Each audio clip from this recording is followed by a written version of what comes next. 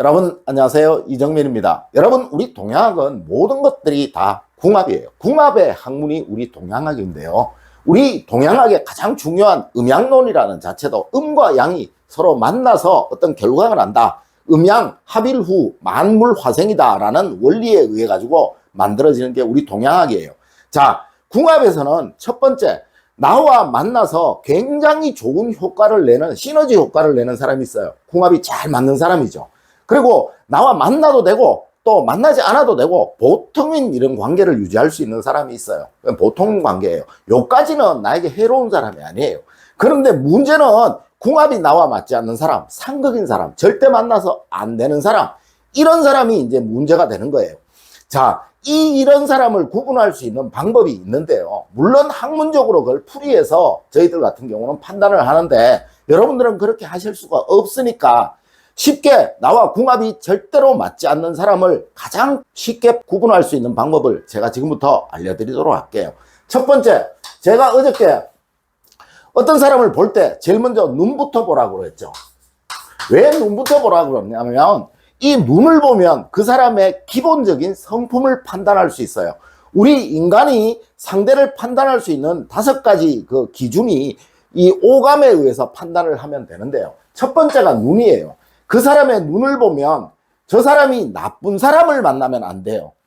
이 눈에, 어저께도 말씀드렸지만, 눈이 이렇게 있을 때 이 검은 눈동자가 꽉 채워서 이렇게 있을 때는 이 사람은 아무리 해도 남한테 큰 해를 주는 사람은 아닙니다. 보편적인 우리 인간의 감정을 다 가지고 있는 사람이라서 문제가 되지 않아요. 하지만 이렇게 눈이 있을 때 위로 이렇게 치부터져 있는 사람, 여기에 흰자의 공간이 있는 사람, 또 이렇게 눈이 있을 때 아래로 눈동자가 있어서 위쪽에 흰 공간이 있는 사람, 흰자의 여유가 있는 사람, 이런 사람들은 정말 조심해야 돼요. 전문적으로 이런 것들을, 이제 이런 눈동자, 요런 2가지의 눈동자를 뭐 사안, 그 다음에 저안, 삼백안, 이런 식으로 구분을 하는데, 눈동자를 딱 보면은 제일 먼저 눈동자의 이 검은 부분이 꽉 채워지지 않고 중심에 있지 않고 위쪽으로 치부터 있다든가 또 아래쪽으로 치부터 있다든가,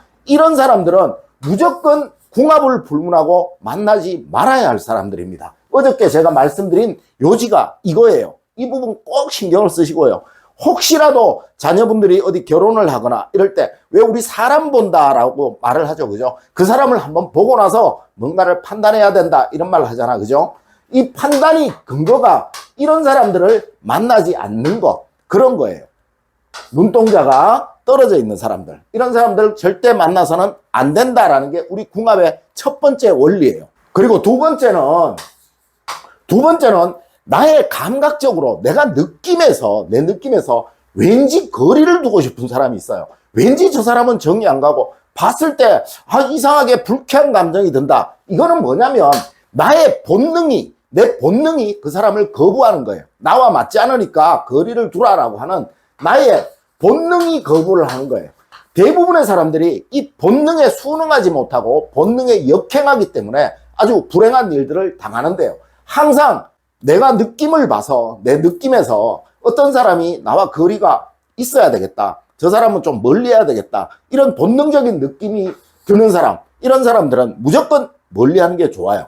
세 번째로는 뭐를 보면 되냐면 냄새를 보면 되는데요, 사람은 누구나 다 고유의 향이 납니다. 고유의 향이 나는데 이 향이 나에게 불쾌한 느낌을 주는 사람이 있어요. 예를 하나 들어볼게요. 제가 며칠 전에 내시경하고 이제 위내시경하고 대장내시경을 하러 병원에 갔었는데요, 병원에 의사하고 잠시 얘기를 하는데 굉장히 불쾌한 냄새가 나더라고요. 그래서 저는 그 병원을 아니고 그 병원을 옮겨서 다른 병원에 가서 내시경을 했어요. 이렇게 어떤 사람에게서 사람마다 다 향이 있는데 그 사람에서 나는 향이 나에게 거부감을 준다, 그렇다는 거는 나와 맞지 않는다는 거예요. 보통 사람들은 그 냄새 맡아도 별로 불쾌함을 못 느끼는데 그 사람의 냄새가 나와 체향이 맞지 않는다는 거는 나에게 불쾌함으로 반드시 나타나게 돼요. 그러니까 항상 어떤 사람을 만날 때 그 사람의 체향이 어떤가, 체향을 꼭 한번 신경을 써보세요. 그리고 그 체향이 나에게 불쾌한 감정을 줄 때는 거리를 두는 게 좋습니다. 나와 궁합이 맞지 않는 사람이에요. 그리고 네 번째로 제일 중요한 건데요. 그 사람의 말투를 한번 보세요. 말투에 배려가 있는 사람인지 배려가 없는 사람인지를 판단해 보면 되는데요. 우선 그 배려를 떠나서 이 사람이 상스러운 말을 쓰는 사람인지, 그러니까 말투에서 욕설이 많이 나온다, 이런 사람은 폭력적인 사람이겠죠. 그래서 그 사람은 궁합 여부를 떠나서 멀리하는 게 좋은 거고요. 그리고 항상 아집이 강한 사람이 있어요. 아집이 강한 사람은 이제 우리 여러분들이 일반적으로 아집이라는 부분에 관해서 잘 이해를 못 하시던데요. 어느 한 부분에서 자기의 주장을 강하게 하는 사람은 주관이 강한 사람이에요.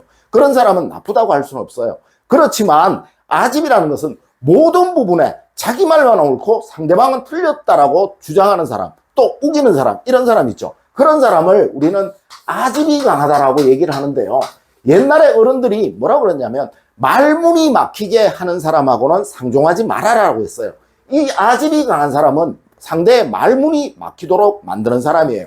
그래서 절대로 그 사람의 말투를 들어보고 아집이 강한 사람인지 그거를 꼭 판단하고 욕설이 많이 섞이는 사람인지도 같이 판단을 해봐야 돼요. 이런 사람들은 멀리하는 게 좋다는 거죠. 그리고 항상 보면 자기중심적인 이야기만 늘어놓는 사람도 있죠. 남의 말을 들을 줄 모르고 자기중심적인 그런 이야기만 계속하는 사람, 자기 이야기만 하는 사람들 있죠. 이런 사람들은 상대에 대한 배려가 부족한 사람인데 궁합적인 측면으로는 나와 맞지 않는 사람이에요. 자기 이야기만 하고 나에 관해서는 관심이 없기 때문에 나와 궁합이 맞지 않는 사람이에요. 그런 경우는 이제 말투로 판단을 하면 되는 거고요. 다섯 번째로 또한 중요한 것이 우리 먹는 것을 가지고 구분을 하면 되는데요. 음식을 먹는 것을 가지고 판단해 보면 돼요. 음식은 우리 동양학에서 식복이라고 하여서 이 식복은 오복 중에서 으뜸으로 칩니다. 그리고 이 식복은 우리 사주학에서는 재물복과 돈복, 그러니까 재물복과 가장 관계가 밀접한 거예요. 그러니까 식복이 있다라는 것은 저 사람이 돈복이 있는 사람이다, 이런 뜻이에요. 이런 음식을 먹는 게 바로 식복을 말하는 건데요. 음식을 먹으면서 제일 중요한 게 나에게 불쾌감을 주는 사람이 있어요. 음식 먹는데 그 사람이 어떤 사람이든지 음식을 먹을 때 약간의 소리도 나고 또 약간의 뭐 어떤 이상한 행동들도 합니다. 그렇지만 그 행동이나 그 소리가 나에게 불쾌감을 준다는 그 자체가 이미 나와 궁합이 맞지 않는다는 거예요. 그러니까 음식을 먹을 때 제일 중요하게 불쾌감을 주는 사람인가를 먼저 판단해 보시면 돼요. 그 사람이 내는 소리가 나에게 불쾌감을 준다. 또 그 다음에 음식을 더럽게 먹는 사람들 있죠. 이런 사람들은 전형적으로 식복이 없는 사람이에요. 나와 궁합이 맞고 안 맞고를 떠나서 멀리하는 게 좋은 거예요. 그 사람을 만났을 때 나에게 득이 될 이유가 하나도 없는 사람이에요. 그 다음에 또 음식을 먹으면서 항상 이상한 행동들을 하는 사람이 있죠. 습관적으로, 그죠? 뭐 소리를 낸다든가 다리를 떤다든가 또는 뭐 다른 어떤 행동들, 그런 행동들이 나의 눈에 거슬리면은 그건 나와 궁합이 안 맞는 거예요. 그런데 그런 행동을 해도 나의 눈에 거슬리지 않다. 그렇다면 최소한 궁합이 안 맞지는 않다는 거죠. 보통 정도는 된다. 그러니까 그 사람은 만나도 된다. 오늘 말씀드린 이 5가지, 눈을 봤을 때 이것을 꼭 구분을 해라. 그 다음에 본능적으로 나에게 거부감이 느껴지는 사람인지 그걸 먼저 꼭 판단을 해라. 그리고 냄새를 맡았을 때 나에게 불쾌감을 준 사람, 이런 사람은 나와 궁합이 정말 안 맞는 사람이에요. 그런 사람은 멀리하는 게 좋아요. 예를 들어서 음식을 하나 먹을 때도 여러분들 보통 보면은 일반적으로 그렇죠. 어떤 음식을 냄새 맡았는데 먹기 싫은 거 있죠. 나와 궁합이 안 맞아서 그런 거예요. 그 다음에 말투에서 상대에 대한 배려가 없다, 나에 대한 배려가 전혀 없다, 또는 말투가 상스럽다, 이런 사람들은 멀리하는 게 좋고, 아집이 강하다, 몇 마디 들어봤을 때 자기 주장이 굉장히 강한 사람이다, 이런 사람은 멀리하는 게 좋은 거예요. 여러분들 꼭 명심하셔야 될 게 주관이 강한 것과 아집이 강한 것은 전혀 다르다는 거 여러분들 꼭 아셔야 돼요.